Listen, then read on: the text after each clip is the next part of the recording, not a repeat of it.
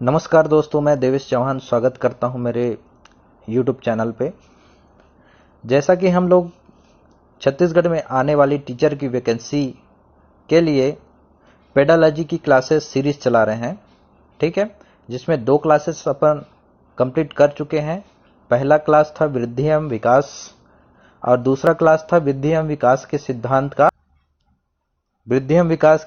का जो प्रीवियस 2 सिद्धांत हैं, विकास क्रम का सिद्धांत और विकास की दिशा का सिद्धांत, ठीक है, प्रिंसिपल ऑफ डेवलपमेंट सीक्वेंस और प्रिंसिपल ऑफ डेवलपमेंट डायरेक्शन, ये कंप्लीट कर चुके हैं। ठीक है, आज के क्लास में जो कि हमारा बाल विकास का तीसरा क्लास है, वृद्धि एवं विकास के सिद्धांत के अंतर्गत जो तीसरा चौथा सिद्धांत जितने भी बचे हुए हैं उसको कंप्लीट करेंगे। ठीक है, तो तीसरा सिद्धांत यह है कि व्यक्तिगत विभिन्नताओं का सिद्धांत। ठीक है, वृद्धि एवं विकास का सिद्धांत एक्चुअली में क्या है? ये सिद्धांत जो है हमको ये बताता है कि व्यक्ति का विकास जो है, ठीक है, व्यक्ति का विकास कैसे होता है, किस किस सिद्धांत को वो फॉलो करता है। ठीक है, तो वृद्धि एवं विकास का सिद्धांत, सबसे पहले मैं क्वेश्चन ये आप पूछ लेता हूं कि कितने होते हैं। तो जो प्रीवियस मेरे क्लास अटेंड कर चुके हैं उनको पता है वृद्धि एवं विकास का सिद्धांत 7 होता है। ठीक है, क्लियर हो गया? तो व्यक्तिगत विभिन्नताओं का सिद्धांत इसमें आता है। तो याद रखिएगा, जब जैसे जैसे ही व्यक्ति का विकास होते होते जाता है ना, विकास कौन कौन से सिद्धांत को फॉलो करता है वो हमको देखना है। ठीक है, तो व्यक्तिगत विभिन्नताओं का सिद्धांत ये बोलता है कि सभी का जो विकास होता है, सभी बच्चों का जो विकास होता है वो विकास समान होता है। वही बच्चा पैदा होगा, फिर अपना सर उठाएगा, बोलना शुरू करेगा, ठीक है, पैर चलने लगेंगे। सिद्धांत सभी बच्चे का जो एक क्रम है, जो सिद्धांत है वो सेम रहता है। ठीक है, परंतु ऐसे क्या चीजें हैं जिसको हमारा जो सिद्धांत है वो फॉलो करता है। तो देखेंगे, व्यक्तिगत विभिन्नता का सिद्धांत हमको ये बताता है कि किसी भी व्यक्ति जो समान गर्भ से ही पैदा क्यों ना हुए हों, जुड़वे बच्चे ही क्यों ना हों, ठीक है, कोई भी बच्चा, दुनिया में कोई भी 2 व्यक्ति कभी समान नहीं हो सकते। यह व्यक्तिगत विभिन्नता का सिद्धांत हमारा बताता है। ठीक है, व्यक्तिगत विभिन्नता का सिद्धांत हमको यह बताता है कि कोई भी 2 बच्चा कभी भी समान नहीं हो सकता। ठीक है, हालांकि विकास का क्रम समान रहेगा, परंतु कोई भी 2 बच्चे कभी भी पूर्ण रूप से समान नहीं रहेंगे। किसी में शारीरिक, किसी में मानसिक, किसी में सामाजिक विकास, ठीक है, भिन्न भिन्न होगा। क्लियर हो गया? समझ में आ गया? इसको और अच्छे से समझ लीजिएगा। ठीक है, अब व्यक्तिगत विभिन्नता का सिद्धांत यही बताता है कि दुनिया में कोई भी 2 बच्चे कभी भी 100% समान नहीं रहेंगे। उनमें कुछ न कुछ असमानताएं रहेंगी, भले ही उनका डेवलपमेंट का जो प्रक्रिया है वो एक समान रहेगा। ठीक है, क्लियर हो गया? अब आता है चौथा सिद्धांत। चौथा सिद्धांत बोलता है निरंतरता का सिद्धांत।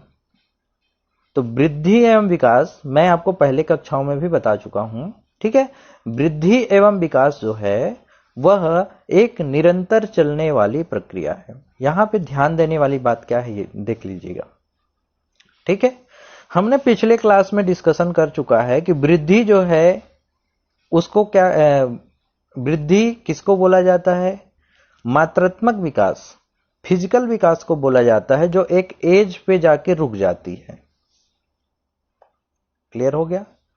परंतु विकास जो है, विकास निरंतर चलने वाली प्रक्रिया है। ये दोनों चीजों को ध्यान रखना।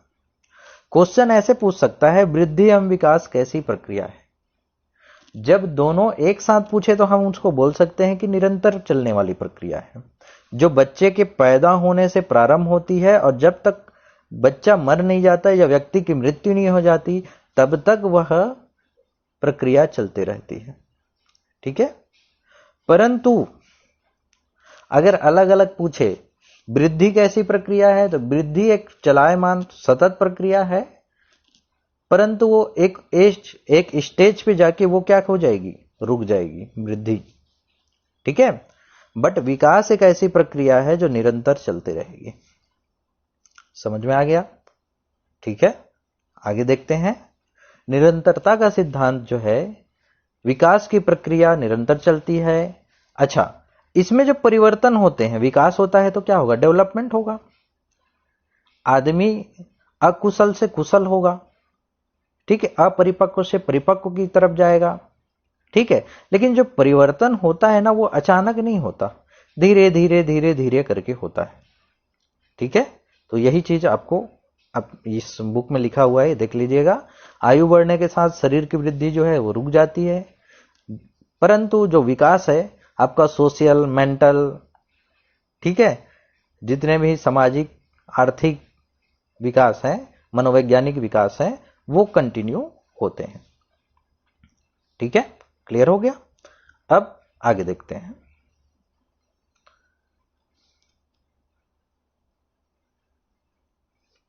नेक्स्ट आता है परस्पर संबंध का सिद्धांत।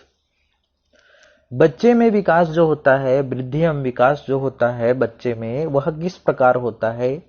ठीक है, देखिएगा, एक बच्चे में जो विकास होता है उसका मेंटल विकास भी होगा, शारीरिक विकास भी होगा, संवेगात्मक विकास भी होगा, सामाजिक विकास भी होगा।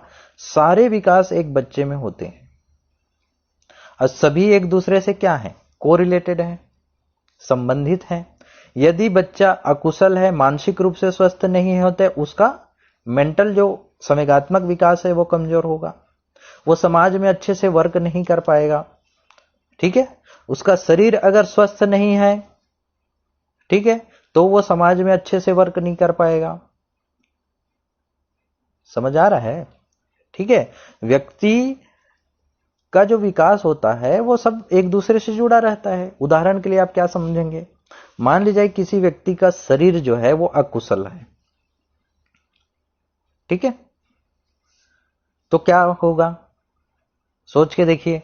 अगर किसी व्यक्ति का या किसी बच्चे का शरीर सक्षम नहीं है तो अपना वो पूरी तरीके से मेंटली दिमाग नहीं लगा पाएगा, उसका शरीर पे फोकस रहेगा कि मेरा शरीर कमजोर है, वो एकदम कॉन्फिडेंट नहीं हो पाएगा। समझ रहे हैं? अगर कोई व्यक्ति या कोई भी बच्चा मानसिक रूप से एकदम श्रेष्ठ है, तब उसका संवेग अच्छा रहेगा, समाज में उसको ख्याति अच्छी प्राप्त होगी। कहने का मतलब जितना भी डेवलपमेंट होता है, सारे डेवलपमेंट एक दूसरे से क्या होते हैं? संबंधित होते हैं। इसीलिए इसको परस्पर संबंध का सिद्धांत कहा जाता है। ठीक है, नेक्स्ट अपन देखते हैं क्या? एकीकरण का सिद्धांत। एकीकरण का सिद्धांत यह बोलता है कि जितने भी अंग हैं एक बच्चे के डेवलपमेंट में, सबसे पहले क्या होता है? देखो, एक बच्चा का एक पूरा बॉडी है, समझ सकते हैं कि ये एक बच्चा है, एक बच्चे की ये बॉडी है। ठीक है, इसके हाथ हैं, इसके पैर हैं, इसकी आंखें हैं, ठीक है, इसके कान हैं। जितने एक्टिविटी करते हैं ये सारे जो अंग, वो एक जगह केंद्रित होते हैं। वो कहां? ब्रेन में। ठीक है, इसका सोर्स कहां होता है? ब्रेन में। तो हमारा एकीकरण का सिद्धांत यह बोलता है कि सभी अंग जो विकसित होते हैं और जो विकास में भाग लेते हैं वो एक जगह केंद्रित होते हैं और एक जगह इस सोर्स से ही उनका डेवलपमेंट आगे बढ़ता है। क्लियर? समझ में आ गया? तो एकीकरण का सिद्धांत क्या कहता है? ठीक है, अब नेक्स्ट देखते हैं हम लोग का सामान्य से विशिष्ट प्रक्रियाओं का सिद्धांत। Principle of general to specific response. ठीक है, सामान्य क्रिया से विशिष्ट क्रिया, वृद्धि और विकास। हम ये सब क्यों पढ़ रहे हैं? वृद्धि और विकास किस किस सिद्धांत के तहत होते हैं इसको जानना है।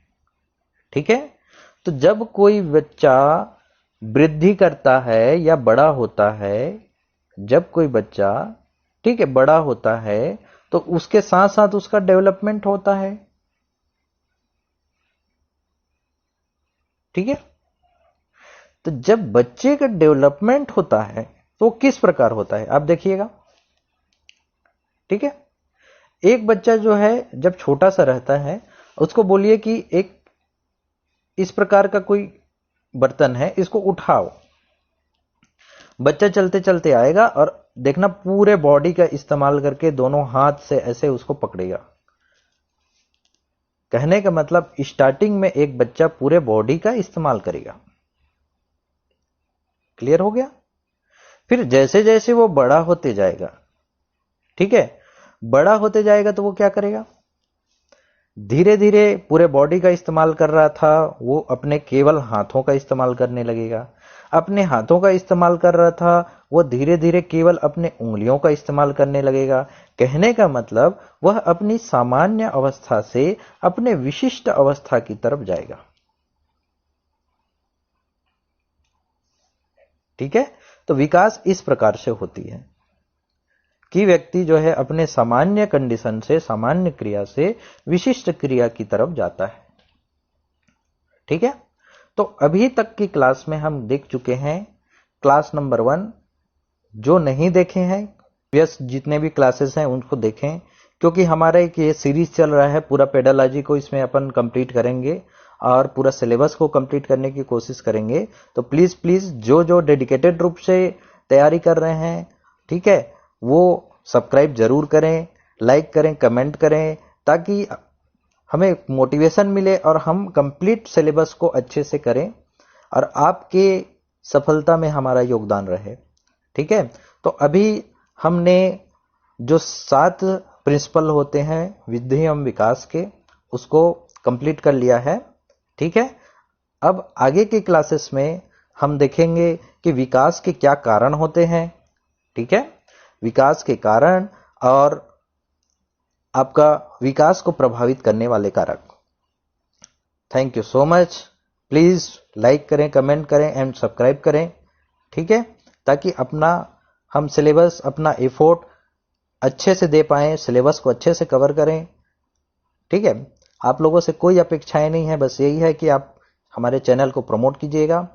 ठीक है, अच्छा लगे तो लाइक कर दीजिएगा, बेल आइकन दबा दीजिएगा। ठीक है, ओके, थैंक यू।